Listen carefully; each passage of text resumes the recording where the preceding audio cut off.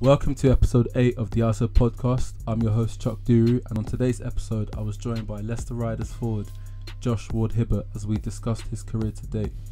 Josh has had a really interesting career, being a two-sport athlete, having played basketball and tennis as a junior, before decided to pursue a career in tennis and then ultimately returning back to basketball in 2016.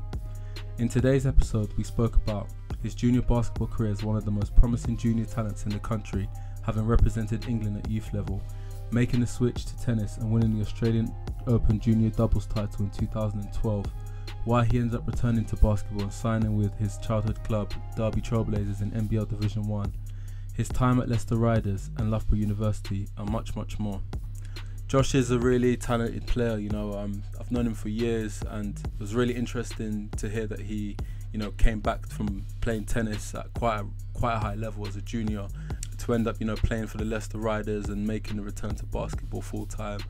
So it's really interesting to get his take on his career and really address some of the stories that have been floating around about his decision to come back and why he went to Leicester, etc. But yeah, it was a really good episode. Hope you'll enjoy it. As always, don't forget to like, subscribe, comment, all that good stuff. Again, I'm appreciating all the feedback and all the support. So yeah, I hope you enjoy it. Josh, how's it going, man? Yeah, I'm good. Yourself? Yeah, I'm all good, man. How's the lockdown treating you? Treating me as good as everyone else, I think. I mean, it's boring, but I'll stay safe at these times and just do what we can do. Yeah, no, I hear that, man. I hear that. Hopefully, by the time this comes out, we're at least allowed to get back in the courts and start playing basketball indoors, man. Yeah, I think that's feel like that's the thing, especially basketball is one of my big focuses right now, and obviously the whole thing's kind of been taken away, so it's kind of like a big part just gets taken away, and there's not really much to fill it with elsewhere. So I think that's probably the hardest part. There's not really another outlet to massively use like that. So I've obviously got fitness in it, but it's not really the same as being out on court and getting out day to day. Yeah, no, for real, man, for real. I was speaking to one of my boys the other day, and we were just saying literally that first 5-on-5 is gonna be absolute horseshit, man. Horrible. Whenever it gets back in. But that's gonna be terrible. Well, I'm looking forward to it though. Even though that it's gonna be there's definitely gonna be some bad times. I'm not sure everyone in their respective leagues, wherever they're at, I'm not sure what every country's planning. I don't know what the PBL was planning to do, but when team practices, when they get back started, they'll be fun. They'll definitely be fun. Interesting. I think interesting is the word. Yeah, no doubt, man, no doubt.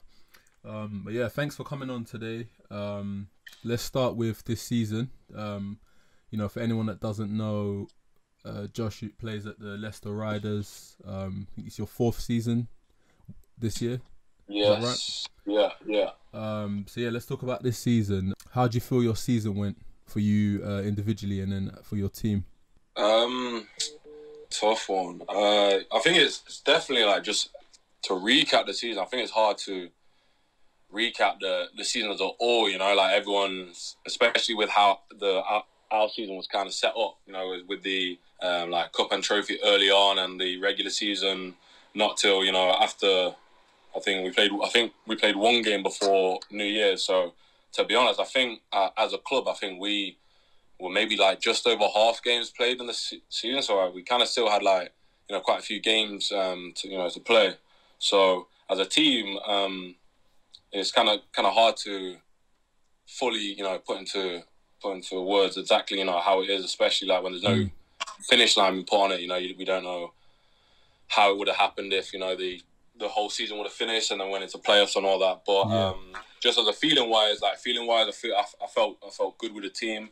I think everyone was playing well. We got we had a lot of strong forces on our team in all different areas. I felt we had some offensive threats, some guys that could zone in on defense. We had a lot of different firepower. So I was pretty confident going into most games, and I would have said, finishing off the season, or if we didn't stop, if someone asked me kind of on the last game how you're feeling for the rest of the season type, I would have been feeling pretty good. You know, I feel, like I said, the team was good. I've got confidence in my team. You know, I enjoy playing with these guys. We all enjoy going to training every day.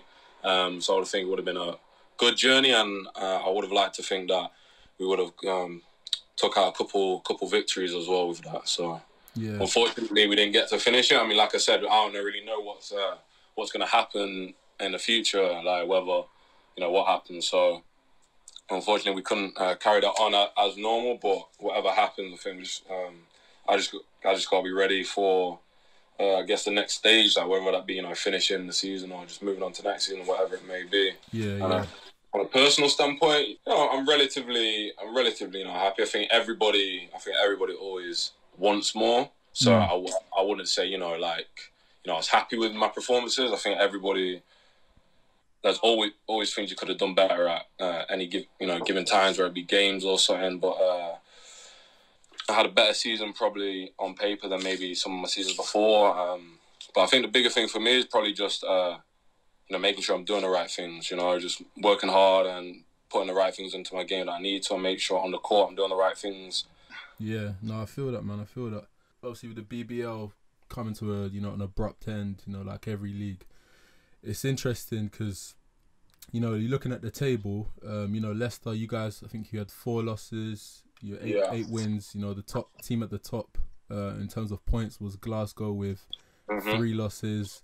I personally think the BBL was as open as it's ever been, or has been in the last few years. You know, you've got yourselves, always a contender. Newcastle, you know, always a contender. You know, I had Kofi Josephs on at the beginning on my first episode, and he reckons Worcester would have won something. You know, they won the cup. They said he feels like they would have won something else. So it's just it's interesting, like, and it's kind of annoying, you know, that Corona came and took what looks like one of the most competitive BBL seasons in recent history.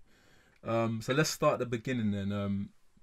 You know, you're a 2-sport athlete, as some people might know. Let's start with basketball. So how did you get into basketball? Through my brother, to be honest. Through my brother and probably my dad. Like, my dad played when he was growing up and when he was an adult. So I guess, you know, basketball's kind of something that he enjoys. So, you know, casually seen it on TV and stuff like that. And I'll be going down to some of his games and stuff. And then participation-wise, really though, just my brother. Like, after that, my brother's 3 years older than me. My brother got into it, and I think it's just normal in, like, families, like, you know, stick together. So, like, whenever my brother was going to a training or whatever, I think I was going to them, whether I was just watching or, like, doing whatever. And to be honest, a lot of the times, probably growing up, a lot of my basketball was probably through my brother. Whether it was just, you know, while he was practicing, try and getting, like, on a side basket or whatever. I remember growing up in Derby Trailblazers, like Noel Baker. There used to be like the practice facility for the Derby Trailblazers, and there was like in a school. You know, most schools have like a sports hall and then like a studio type. There was another studio room. So a lot of the times I was just getting up shots when I could, and then when I got probably a bit older and a little bit stronger, I started joining in with probably some of my brother's practices with some of the older team, and then that's pretty much how I was mostly involved with basketball, and then everything kind of just grew from there. I remember you, you know, I don't know if you remember, but I think the first time I played against you was like Midnight Madness boot camp a few years ago, and like I'd heard about you, you know, from, you know, as you do like with Run the Scene and stuff, and like you were quite a tall, quite a big kid, if I was you know what I mean, like so. You know, when I did play against you, I always thought like, oh, this kid's good, this kid's nice. And then appreciate that, though. Appreciate that. Yeah, no, listen, I give credit where it's due. You know, credit where it's due. You had quite a decorated junior career. You know, before you temporarily left the sport. You know, playing. You played for the national team. Yeah, national teams. National team 16s. Did national team 18s when I was 17 in like the Harris tournament. Yep. And then did like basketball without borders, like camp. So that was So I didn't do a couple good things, to be honest. Yeah, it was enjoyable. Yeah, man. Do you feel like basketball in England goes downhill after you turn 18? Um, I think, I think there's so many things like based on that, which so it's like I guess it's a tough thing to just give a single answer. But I think the obvious answer is obviously yes, because of obviously like if you're looking at like America, obviously you got the colleges out there, the Duke, Kentucky's and that. Like we haven't really got anything on that level type thing. But for me particularly, I think it's a bit more difficult for me to say just because I kind of left basketball before I hit that kind of like 18 point. Yeah. And obviously I returned kind of after that. So that kind of whole little gap in that middle is something that, I kind of miss. But I've kind of jumped into this Leicester Riders situation. And with that, been studying at Loughborough University as well. Yeah. And I've never been out to a college in America, so I think it's like I say,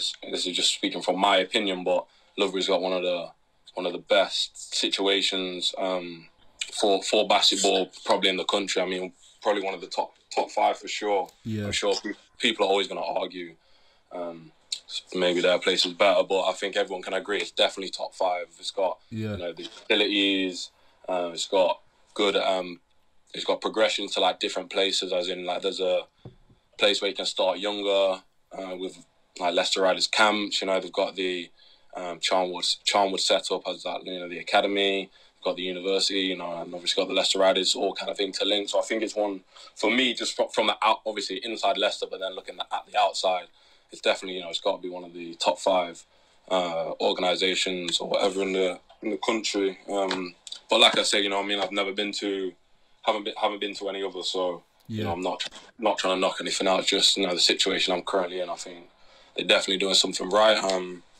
But it's a weird one, isn't it? Like, yeah, America's got such a prestige to it. Like through the college routes and that, and they've grown things to such a crazy rate. Like, imagine Loughborough University playing like University of East London in front of what like Duke and Kentucky play like. Yeah, like 15,000-20,000 people exactly, on Sky Sports. Like it's not even like can't even think about it. But I mean, that would be crazy. And I think that would obviously push probably more kids to stay around. But it's a difficult one that I don't think is gonna ever be changed shortly. I think it's gonna take a while, and whatever they're gonna have to do to improve the 18 plus thing, it's gonna be a long road. Yeah, and I agree with you. I think looking at like other countries, I feel like I've always said like Bucks, I feel like is an area where the UK hasn't really maximised the potential in terms of being able to offer particularly American students who have graduated another opportunity to sort of play at a decent level. I think it's almost an untapped market in the sense that could there be something, maybe not to the degree of the NCAA, but could there be some room to kind of grow Bucks basketball parallel to the BBL, parallel to Division 1, or parallel to both, like it has been in the past, and just create almost like a Wednesday league, you know what I mean? Mm-hmm. Yeah, I think I wouldn't know enough about quite a lot of things to be able to probably put in an educated kind of opinion, but just of what I've seen, I think it is possible. I mean, obviously the money is obviously a massive factor for everything. Of course. Every university's got the money for facilities, training players, or if it is bringing people from America, as some obviously universities doing, they've got to be able to whether sort them out with maybe whether it's education or accommodation. If it is obviously pushing up, as you're saying, getting it maybe to a higher place, would that then include also paying people? You know what I mean? Who knows? I'm not sure how all that stuff would work, but I think there is. I think it's been shown that there has been some good players to play the BBL, but also play Bucks. So it's shown that good players and level can be put out onto Bucks matches. I think it's repeating that. So there's a lot of universities have the same same, players, money, facilities, and all that stuff. And yeah, I guess then it would be a lot about getting it places as well, whether streaming it, TV, whatever it be, just making it seen a bit more. Some places you go, like been at Loughborough a couple of times, we've had some decent crowds. Yeah. Sometimes our crowds haven't been crazy. Sometimes you go somewhere else, the crowds aren't crazy. Like I think getting a bigger fan base would help a lot. Yeah, no doubt, man, no doubt. So yeah, let's go to your tennis career. I only found out you even played tennis around the time when you came back to Derby. A lot of people don't know, but I'm a massive tennis fan. Like I grew up watching a lot of tennis, like around the time when Federer came on the scene, many years ago. Like my nan was a big McEnroe fan, so I used to watch a lot of tennis and still do.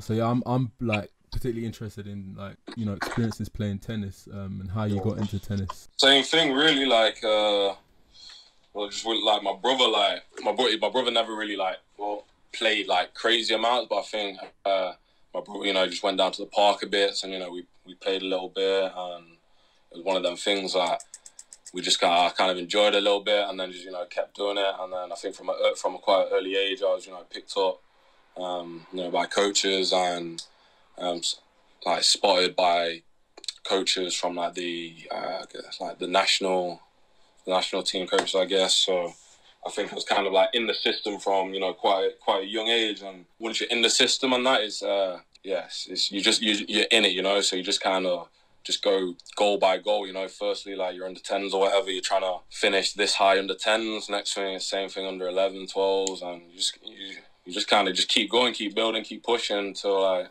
next thing you're playing junior Grand Slams and playing pro events and stuff. One of the highlights of your tennis career was you played in the Australian Junior Open. Correct. With your boy Liam Brody. Yeah, Brody. Shout out. Let's talk about that then. So I was looking at the the bracket as you might. I noticed that you faced and beat Nick Kyrgios. Who I don't know, for anybody who's maybe not a tennis fan, Nick's a professional, probably I think he's been ranked as high as the top 20 in the ATP. Known for being a bit of a wanker.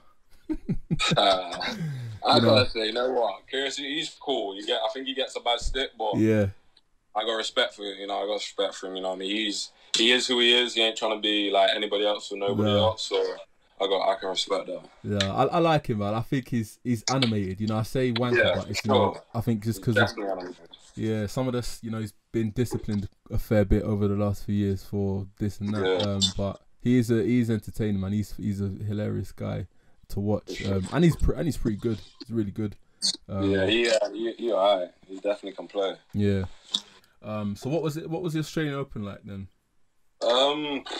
As a whole, like obviously the experience of doing quite well in it obviously makes everything better. But yeah, it was a great experience. Australia is it's great place. Like this is the only time I've been to Australia, so just obviously getting out to Australia and being there is something that probably a lot of people that I know haven't even done. So I'm blessed for that. And to be honest, I loved Australia. Like, the weather was always good.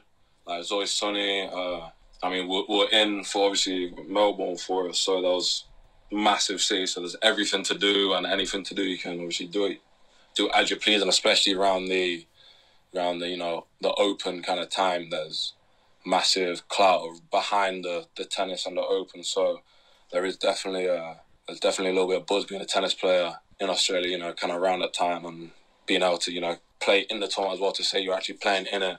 It's cool, man. It's cool. I had a great experience. I travelled with my coach, Dan Kiernan, when I was training out at Soccer Tennis. I was playing doubles with Liam Brody. So it's honestly, it was great. We just been playing tennis every day, something you love, getting to compete at the highest level, playing some of the best people in the world for your age. And just eating good every day, man. Ate good every day. Very important. Good every day, yeah. So how does it work in terms of the juniors? Because I know for the men's, you get paid to qualify. You get paid when you qualify, and then you get paid a bit every round you last. Is it the same for the juniors, or is it? Right. Well, no. So for the juniors, there's not like prize money in the tournaments, Right. and then depending on like, and especially nowadays, American college for tennis, even now, it's becoming more and more of a like a wanted journey. I think people used to turn pro probably a little bit quicker, I think, and going to college kind of, I think maybe 20 years ago or so, kind of gave the impression that maybe you weren't taking tennis as seriously no more, if you understand. Like, obviously going to college and basketball is still on that journey, but I think tennis kind of had a different feel to it. But now, especially going to college is a massive thing. Like, there's been so many people that have come out from American college to go on and be professional tennis players, and obviously it's a massive journey. So based with that, you're not allowed to turn professional or make any money before you go to college. So a lot of juniors will forego things like that to ensure that they remain eligible to go to America. Right. So juniors are more based upon point system. So same as the men, just without the prize money in the actual tournaments. Right. So did you ever consider, going down the college tennis route, or was it always going pro? Yeah, not everybody does know this, but yeah, I was really my debate to go pro or to go college route was like heavily, like it was very tight. Like I wasn't really sure which one exactly I wanted to do. I didn't know which one exactly would be best for my tennis. I had a lot of offers from a lot of unis. But yeah, I actually ended up signing. I ended up saying I was interested to go to Texas A&M. But under the agreement, I was kind of wasn't sure if I wanted to go college or go pro. But I ended up going pro in the end. And the coach at Texas A&M, Steve Denton, he was super cool with it. Like he understood like where my decision was at, where my head was at. Wished me the best. But yeah, if I did go to college, I would have been an Aggie at Texas A&M. And I guess if you were you still playing basketball, like recreationally at the time? Nah, not really, to be honest. Yeah, I played maybe once in the summer with my brother and a couple of my friends, but to be honest, I didn't really want to play too much just because, tennis is like such a full-on thing. It's a lifestyle. Like you don't get that much free time generally, so the time sometimes you need when you're just like chilling out, sometimes you really need just to be resting. So not really too much time to be playing basketball. But on a couple of my visits, I took my visits to go to America, and a couple of them visits, the coaches get to know you, and a lot of them knew that I was, played basketball, a bit of a basketball fan. So I got to, see like a lot of their basketball facilities, and I got to play on the courts with play on the practice courts and stuff like that. Have a little shoot around, so that was cool. Actual play wise, in the middle, in between, there wasn't massive amounts of playing for myself.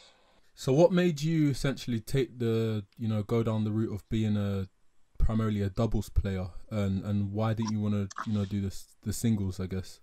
I mean, to be honest, I never really took that. I was kind of playing tennis and playing singles and doubles, to be honest. But it's kind of well, not normally, but I chose to play both. I like playing doubles, I like playing singles. So you just play. You kind of just go to most tournaments, and I sign it. I play both, so I play the singles and the doubles. Right. In the Australian Open, obviously, like I won the doubles and lost quarterfinals of the singles. So it's kind of just like that for probably most of my career. There wasn't many tournaments where I'd go there and not play singles or doubles. If I was going to a tournament, I would almost always play both. I would say I just had a knack for doubles early on. I think singles maybe a bit more competitive. I'd say majority of players growing up or whatever, singles obviously is a massive focus. Most people focus on singles from a young age. But yeah, so I was very much a singles player, but doubles I don't know. I think it just works for you. You kind of understand it, and yeah, it just works for you. You understand the game, and as well, I had some good partners as well. I was lucky enough to play with, like Liam Brody and Lloyd Glasspool and Frederick Nielsen, who's a Wimbledon champion. Yeah. I was lucky enough to play with some good guys. So I think kind of my journey on the doubles court, was I was able to learn from a lot of great players. So I think that excelled probably my doubles specific learning. No, that's fair, man. That's interesting, man. You meet a lot of double sport athletes, and like you very rarely do you see guys like yourself who've essentially been professional in one, been professional in the other. So it's just really interesting to hear that experience. So you kind of shocked the world, as I guess in with the UK basketball world when you made a comeback to basketball.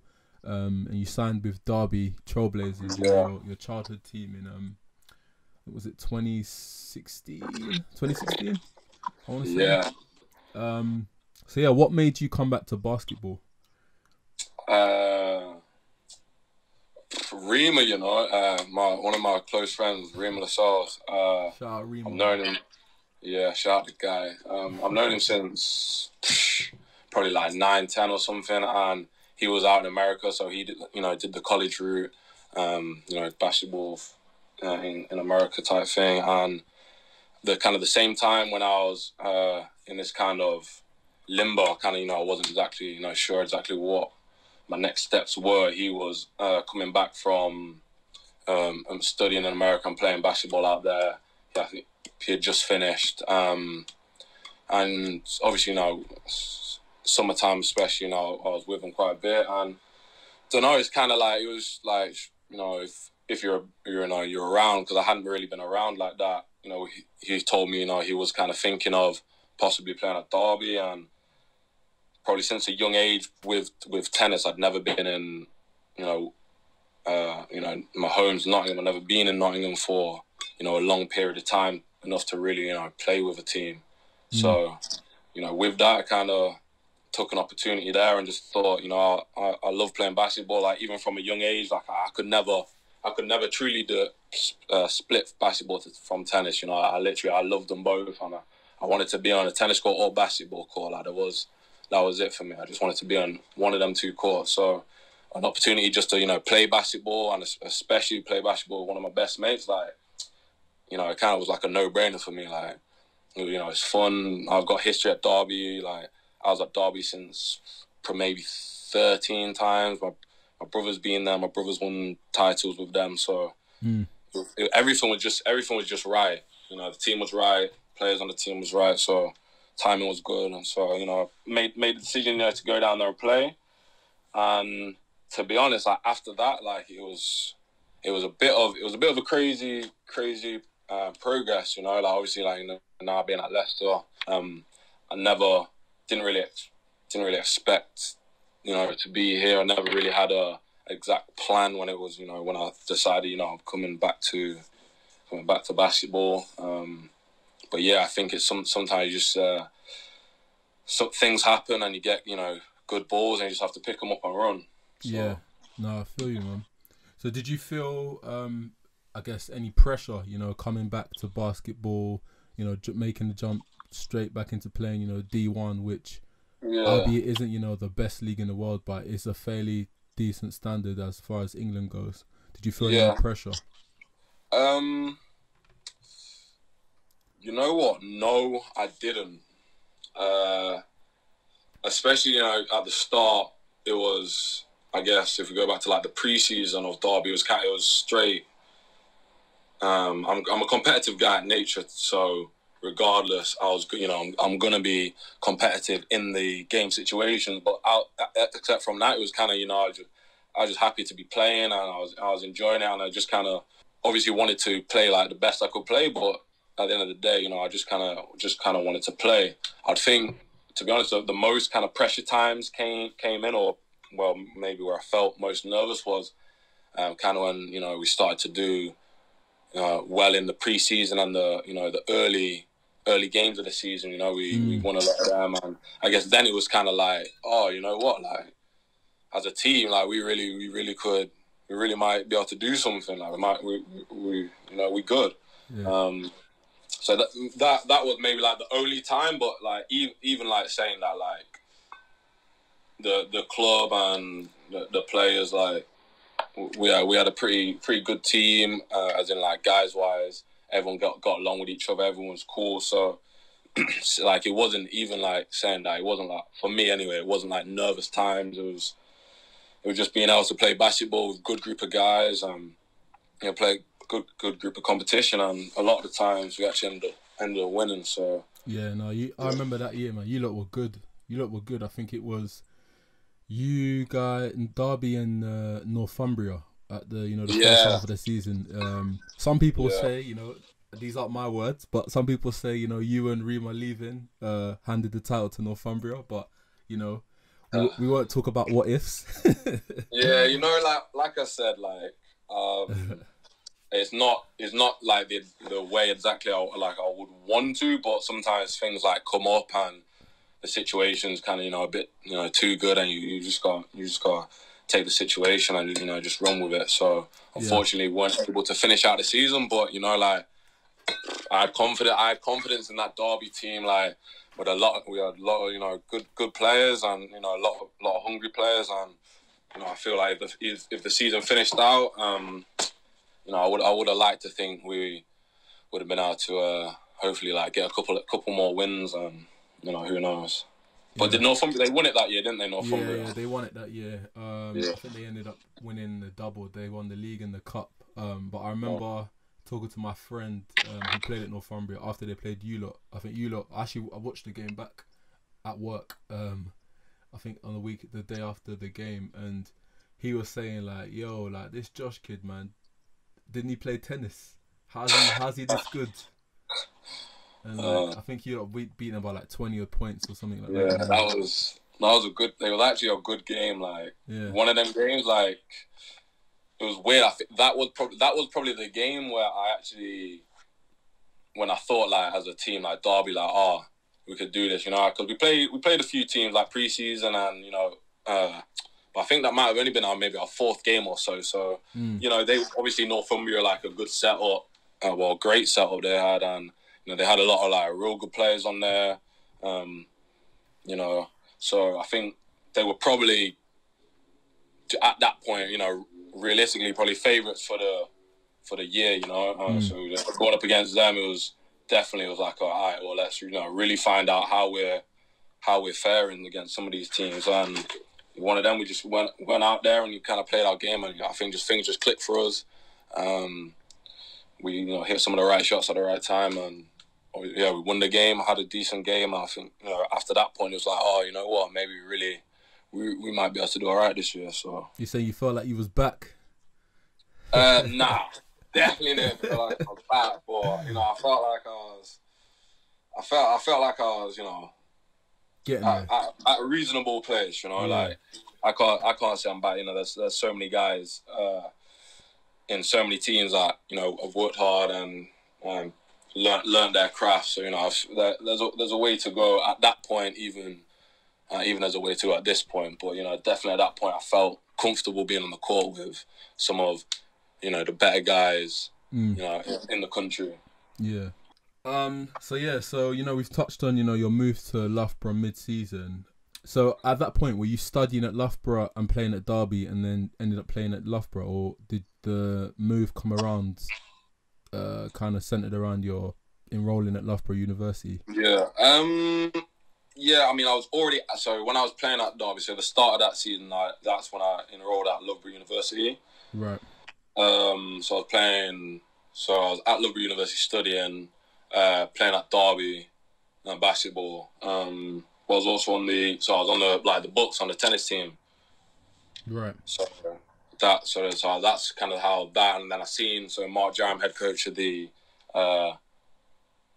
Loughborough Student Riders and assistant coach for the Leicester Riders. He's seen him, a couple of times, just back and forth from class or something, or back from the tennis centre.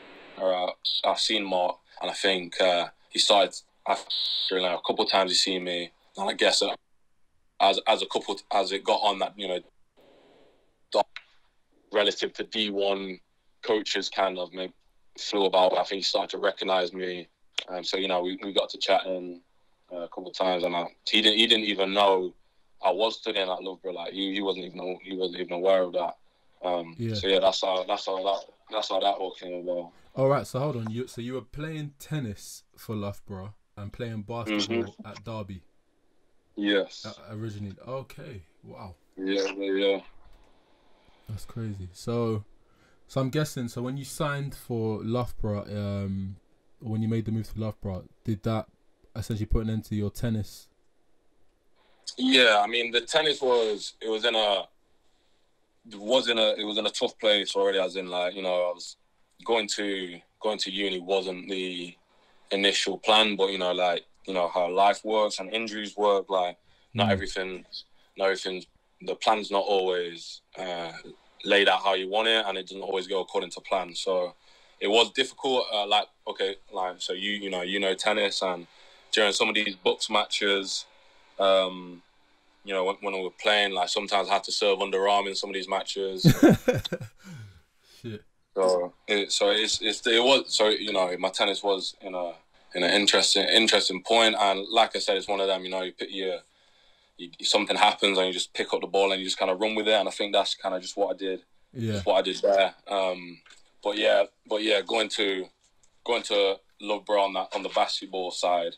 That put an end to the tennis, and I would have loved to carry on. I mean, I still talk to some of them guys on that Loughborough team that I started with, but obviously, you know, the Bucks Wednesdays for, you know, basketball and tennis being the same day, you know, it just wasn't possible. Yeah, you know, you said you had to in some games serve underarm.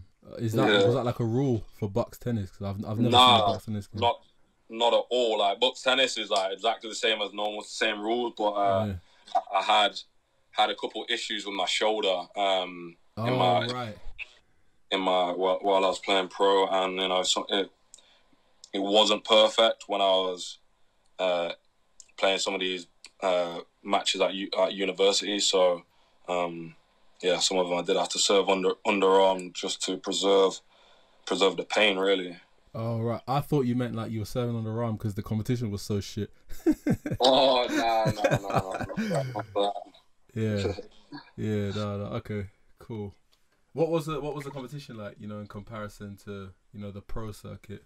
I'd be lying if I would say it's like that, the pro circuit. I mean, the pro circuit, the pro circuit is tough. Like the pro circuit is a tough circuit, and there's a lot of very good players. However, like there is good players in Bucks.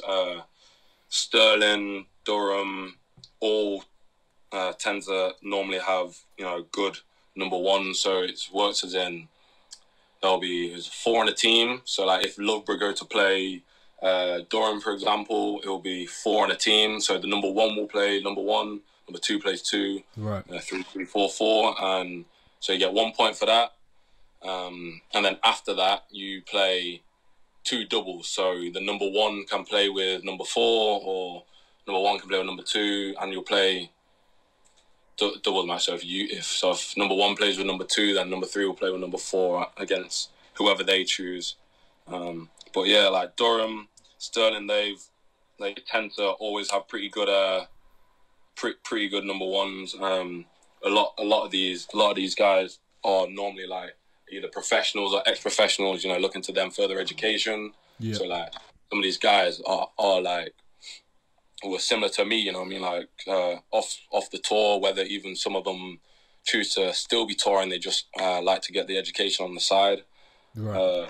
So I think overall the standard isn't like it isn't up to the tour level, but there's players in there that have serious levels. So there are games you'll play that have some serious, like the level will be seriously high. Makes sense, to be fair. So yeah, so you signed with Loughborough and end up, you know, signing with Leicester Riders and giving their partnership. Yeah. So what was it like, you know, your first few months making that jump from D1 to the BBL? It was a jump for sure. I can't even lie to you about that. But the biggest jump for me, it wasn't anything physically. Obviously, there was so many things physically, like, you know, shooting, dribbling, passing, whatever, that I can get better at. But probably the biggest thing for me was just understanding probably the game, like where to be on defense and stuff, you know, like especially taking them years out. I guess I kind of missed that vital learning, that learning stage of all them stuff. But, you know, I came into the Riders and they had a crazy team with who they have. So it was like Drew Sullivan, Pierre Hampton, Taylor King, Shane Walker, Eric Robertson, Tyler Bernardini, missing Andy Thompson. I'm missing people out, and I really don't want to miss people out because like, everybody on the team, like it was crazy. Like they took 5 off to put a new 5 on, and any given day, like that second 5 might be better. Like, you know what I mean? Like it was crazy. I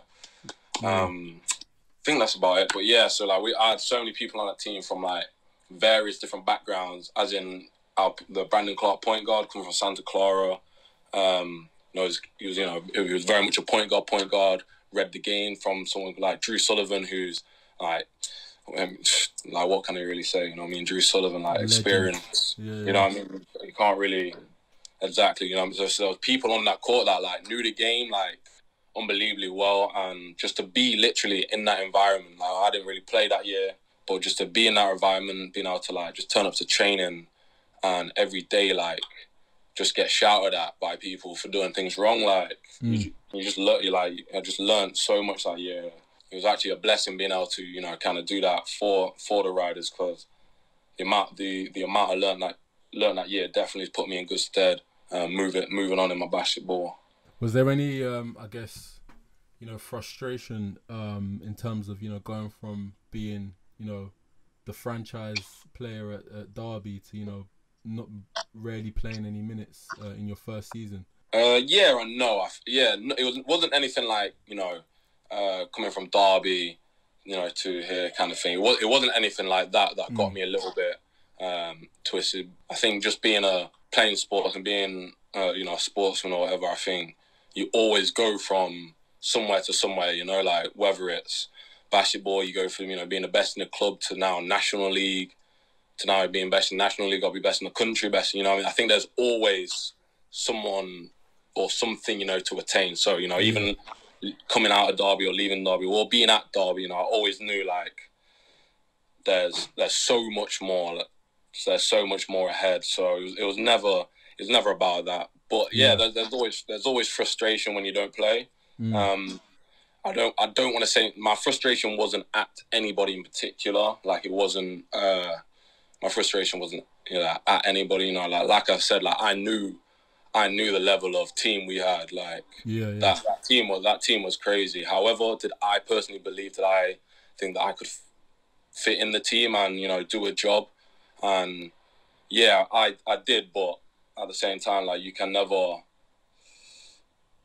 because it's out of my control, you know, like I can't control the choice of that, but I just tried to, you know, control what I could control, and that's learn as much as I can at practice. I'm making sure I'm ready, showing up and ready to be called upon if I was called upon during every game, and that's just what I tried to focus to do, just make sure I was ready for any opportunity that came, and if it did come, try and take it, and if it wasn't, just what could I do for the next week to be ready for next game. Yeah, no, that's good, man. And you know, I touched on it on one of my earlier episodes, you know, about as a basketball player, I think it's important that you get that experience, you know, being on a team where, you know, you're the main guy, you're the go-to guy, maybe one of the main guys, and you have that experience, having that responsibility where, like, you know, the result ultimately depends on how you play, and also getting that experience of, you know, being a role player and, you know, impacting the game off the bench. You know, I think that all contributes to, you know, being almost a complete player, where like you know, you're comfortable for yourself, you know, you're comfortable, you know, coming off the bench and doing your bit, and you're comfortable if your team needs you to play 30-35 minutes, you know, you can do that, you know what I'm saying? I think it's I've always thought, like, just not even basketball, but, you know, I watch a bit of football, and I've always the I guess like the build up. I've always thought whether it's better to, to be maybe at a smaller place where you're kind of, the guy, you get, a lot of, you got to get a lot of minutes, get a lot of touches, get a lot of shots, or maybe it's better to be at maybe like a stronger place growing up where there's maybe you get a bit less of that, but there's better competition, but you get less shots. I've always thought what's what's better, and I don't really know. I think obviously it's one of that I don't think anyone knows exactly, but I think I definitely got that. Definitely I was able to probably shoot a lot at Derby, or do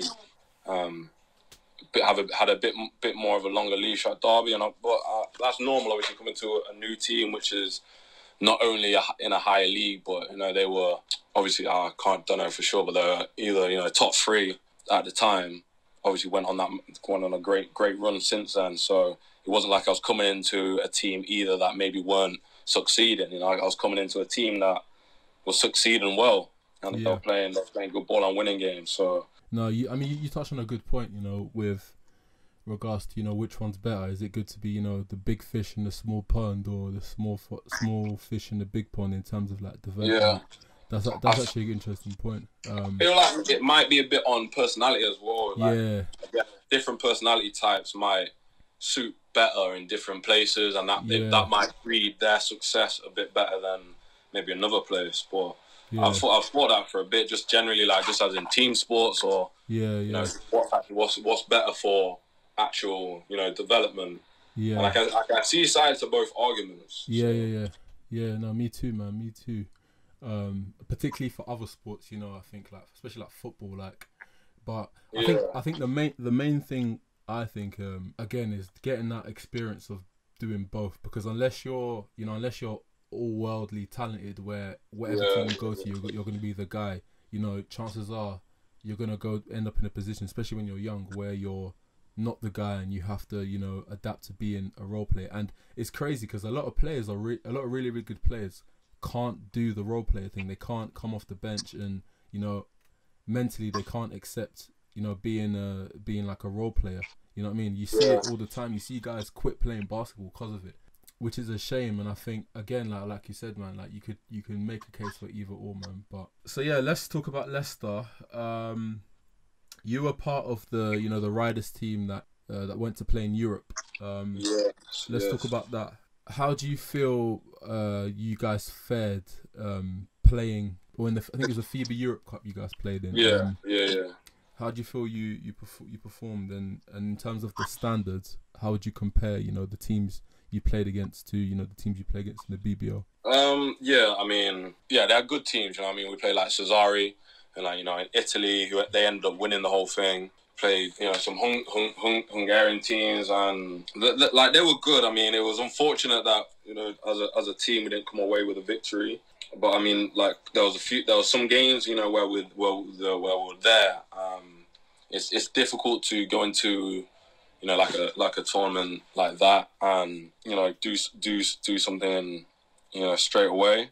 It is difficult, and the teams we came against, they were good teams. Like Cesare won it, and they finished second in our group. We did have a tough group, but unfortunately, to be honest, I didn't really get to play many of them games. So actually, I guess a lot of my opinions and all of that kind of stuff is actually playing the game, but just like watching it and being there on the court, being with the team. But we had good players. They had good players. Some of them games, like I said, they were there to be won, and we couldn't quite get over the hurdle. But the actual experience as a whole, it was a great experience. It was good to be able to just see, like, I guess, like kind of like the next level, and then what's there, like how good are they, just personally, just to be able to put that next level, because you see the NBA guys all the time and stuff, but me personally, I haven't really seen that much experience in like FIBA and all that kind of stuff. So to actually see them guys and see them play and all that kind of stuff, and just see what they do, just was a great experience for me. Like put stuff in my mind and gave me confidence. Just kind of to keep working hard and keep pushing. So hopefully one day I'm able to put myself in a position where next time anything like that does come around, I'm kind of one of the people they want to be on the floor. Yeah, no doubt, man, no doubt. Have you thought about life after basketball and what you want to pursue? Nah, not. It's a weird one, isn't it? Like post sports, like for a lot of sports people, it's something that people don't really think about massively during their time in sports, But like I'm doing my masters now at Loughborough University still, so currently doing that. Hopefully, touch wood, everything goes well with that.